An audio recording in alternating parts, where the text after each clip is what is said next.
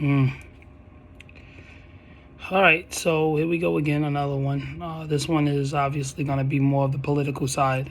I usually do different, types of videos on my channel. I don't just do one type of video. So this one is going to be political. A lot of people may like it. A lot of people may not like it. I don't care. Personally, I don't judge people based on their political views. I judge people based on their actions. So when it comes to like the Republican and the Democratic Party, I truly don't tend to lean towards either or. Me personally, I'm a Democratic conservative. So I support conservative views, which is for the people, not really governmental. Some things I support by the government, and then some things I support by the people, meaning the states. So when the way Trump, when it comes to Donald Trump and his presidency versus Biden, Biden ran everything governmental. So everything was based on this is what you're going to do because it's in your best interest. And Trump is running his administration based off the states. We know our people, and this is what we're going to do because this is based on our people's interests, right? So it's not one government running all. It's multiple governments running the state, right? That's how it is now. Politically, I agree more with states running their own people in their own programs, simply because governments, a national government would not really know what a state needs, what's the people in the state, their well-being, but the mayor and the governor of that state would know that. So when you allow the states to run their citizens, it's a more success rating than a government that is not implemented in no state at all and just doing what they. So you have the government that has a set list of rules on how things should be done, and then you have the state mayor and governor who has a list of rules of how they believe it should be done based on the structure of the state, right? So when you allow the mayor and the governor to run their state versus the government to run everything the same, you tend to have a better result with the mayor and the governor because the mayor and the governor is more implemented in state funding and state programs, as well as the states and cities development programs. So with the current administration, when Trump comes out and says he wants to turn everything over to the states, education, he wants to kill the national education system and allow states to run their own education system, this is better. And this is better because if it's ran by the states, right, then no matter what idiot gets into power, it would not matter because it's already been ran by the states. And this is the same thing with abortions, with different type of religious rights and everything is based on the states. It's typically you get a better. There's no way you can sit there and say a person like me knows what's best for Texas, and I haven't stepped foot in Texas one day in my life. It's like I'm the government, and then you have Ted Cruz, right? And then I'm telling Ted Cruz how to run his state, and I've never been there a day in my life. I just know that this is how it should be. It doesn't make any sense, right? And it doesn't make sense simply because how would I know as the government, how Texas should be ran if I'm not implemented in Texas? Ted Cruz is, right? So same thing with Mayor Adams in New York. If Mayor Adams is implemented in New York City, then Mayor Adams would know how New York City is more structured to run, not the government, right? So when you turn everything over to the mayor and the governor of the state, they use the funding to put forth programs to help their citizens grow and thrive, right? And so it becomes a statistic of, well, Mayor Adams has so the employment rate is not going to be based on government, it's going to be based on the state. So New York City, for example, employment rate is now under the leadership of Mayor Adams it went from 20 to 35, right? So now Mayor Adams submit this to the presidential administration. They see the job that he does, and then he gets more funding, right? That's how it's supposed to be. That's when you have it running over the state. Now, if Mayor Adams submit the turnover to the current administration, and the administration looking like, well, why is your employment rate lower under your leadership than it was under the previous leadership? Now I'm not giving you funding, right? And that is the best way to have it, because what's happening when things is ran by the government, you have people who takes the funding and they print out a bunch of false narratives of, well, this is how our state doing, when it's a lie. And they take the money and they pocket the money, and they don't use it for none of the citizens in the cities or the students for that matter. So it is a lot better for the states to run their programs. Now, when it comes to education, if Trump shuts down the Board of Education system, it means that the states will take control of their own education program. That means that now the mayor and governor of that state has a duty to make sure that their citizens is performing at a 3.0 to 4.0 GPA, right? And so when the current administration says, we're not giving you no funding for education unless you can get your graduation rate to your curriculum rate and your graduation rate above 90%, well, 95% or higher, and your students have to perform at a 4.0 minimum. Now the states embed programs to help all students achieve success.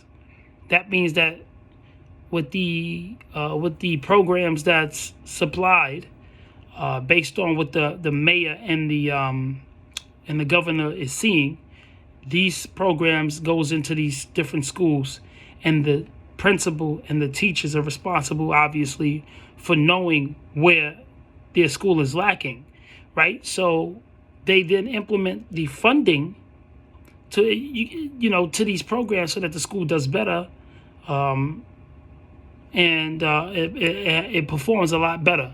You watch there's a very good TV show called Abbott Elementary, and what's good about this show is that it kind of shows what happens if the funding is not there, right? The school doesn't do anything, it doesn't thrive. Now, you can look at it from two angles. The state is not able to fund the school because there's no money, right? Or the government has the money, but instead of them being able to use it for the school, they pocket the money, so now the school has no funding, right? So it goes either way. Now, it is the president's job to make sure that every state has the funding necessary to perform, but it's the governor and the mayor, as well as the principal's job to oversee what's needed. So when it comes to the TV show Abbott Elementary, figuratively speaking, the principal is not doing the best job, and the mayor and the governor is not doing the best job to oversee the funding and the issues with the school system. So I'm just waiting patiently for the TV show Abbott Elementary to show the state under new leadership, the school under a new principal system, and that's when you're going to start seeing the school develop economically.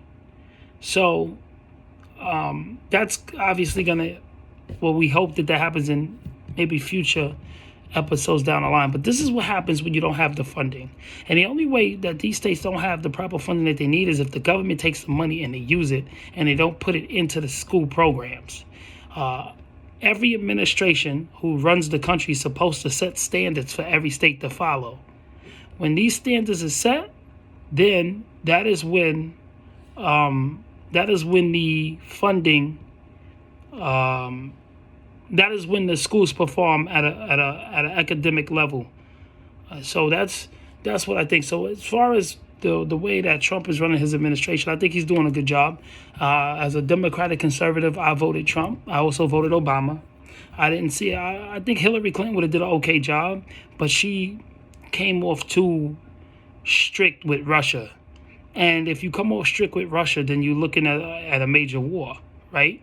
So I think if she did, Hillary, I feel like Hillary Clinton would have won if she wasn't so strict with Russia, because everybody in the country knows that if you attack Russia, that's World War III.